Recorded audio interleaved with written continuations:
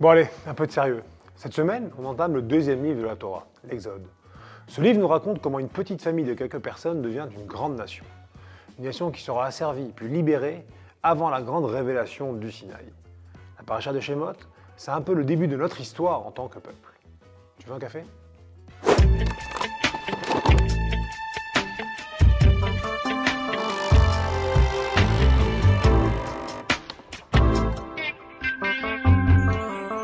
Dans les épisodes précédents, nous avons vu comment Yaakov et sa famille sont descendus en Égypte pour rejoindre Yosef, devenu vice-roi. Yosef installe alors sa famille dans la région tranquille et un peu à l'écart de Goshen, leur permettant de s'intégrer tout en préservant leur identité. En tant qu'homme d'État de premier plan, Yosef lui-même incarne parfaitement l'équilibre entre intégration et fidélité à ses valeurs. Mais avec la mort de Yosef et la disparition de cette génération, tout ce modèle qui s'effondre. Les Hébreux quittent Goshen, ils s'ouvrent à la société égyptienne et commencent à s'assimiler. Ils occupent des postes influents et jouent un rôle actif dans la vie politique, culturelle et économique du pays. Ils deviennent tellement nombreux et influents que même les Égyptiens commencent à s'inquiéter. Le nouveau pharaon qui prend le pouvoir ne voit plus du tout ces Hébreux comme un atout ou une main-d'œuvre bon marché. Pour lui, ils sont clairement devenus une menace pour la stabilité de son royaume. Alors pour contenir cette menace, Pharaon impose aux Hébreux des travaux forcés particulièrement éprouvants. Sous la supervision de contremaîtres cruels, ils sont contraints d'accomplir des tâches épuisantes. Fabriquer des briques, construire les villes de Pithom et Ramsès, et ériger divers monuments. Alors contrairement à ce qu'on entend souvent, non, ce ne sont pas les Hébreux qui ont construit les pyramides. Elles étaient déjà là depuis un millénaire. Mais leur travail n'en restait pas moins épuisant et pénible sur des projets tout aussi ambitieux. Miraculeusement, plus les Hébreux sont opprimés et asservis, plus ils se multiplient. Pharaon comprend alors que le travail forcé ne suffira pas à freiner leur croissance. Il décide d'aller encore plus loin et décrète la mise à mort de tous les nouveau-nés garçons hébreux. Il confie d'abord cette mission aux sages-femmes Shifra et Poua, mais en voyant qu'elles n'obéissent pas, il ordonne à ses soldats de jeter les bébés garçons hébreux dans le Nil. Et c'est au plus fort de cette oppression qu'un enfant particulier vient au monde dans la famille de Amram et Yocheved, chef de la tribu de Lévi. Déjà circoncis à la naissance et irradiant d'une lumière spéciale, il laisse entrevoir à sa famille son destin exceptionnel. Pour le protéger, il le place alors dans un panier qu'il laisse flotter sur le Nil sous l'œil attentif de sa sœur Myriam. En allant se baigner, Bathia, la fille de Pharaon, aperçoit le panier, recueille l'enfant et le nomme Moshe. Comme il refuse les nourrices égyptiennes, elle le confie à sa propre mère jusqu'à ses 2 ans. Moshe grandit ensuite au palais comme un prince égyptien et potentiel successeur de Pharaon, mais il garde toujours en conscience ses origines hébraïques. À 20 ans, Moshe quitte le palais et découvre les souffrances de son peuple. Un jour, il voit un Égyptien frapper un Hébreu et en défendant ce dernier, il tue l'Égyptien.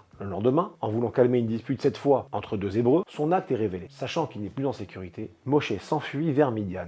Là-bas, près d'un puits, comme ses ancêtres avant lui, il rencontre sa future épouse, Tsipora. C'est l'une des filles de Yitro, un prêtre excommunié pour ses convictions monothéistes. Moshe s'installe à Midian et devient berger. Une vocation chère à tous nos ancêtres puisqu'elle permet de développer la bienveillance, la sollicitude et le respect de la vie. Toutes les qualités d'un chef. Un jour, alors qu'il garde son troupeau, Moshe aperçoit un buisson en feu qui ne se consume pas. Intrigué, il s'approche et entend la voix de Dieu l'appeler pour lui confier une mission. Retourner en Égypte et libérer les Hébreux de l'esclavage. Moshe, se sentant indigne, refuse, mais Dieu insiste. Après 7 jours de négociations, Moshe finit par accepter. À 80 ans, Moshe retourne en Égypte aux côtés de son frère Aaron. Il rassemble tous les anciens d'Israël et leur annonce que l'heure de la délivrance est enfin arrivée. Malgré les épreuves, le peuple n'a jamais perdu espoir et croit en lui. Mais Pharaon, inflexible, refuse de les laisser partir. Il intensifie même leur fardeau. Désespéré, Moshe se tourne vers Dieu, qui lui promet que le peuple retrouvera bientôt sa liberté.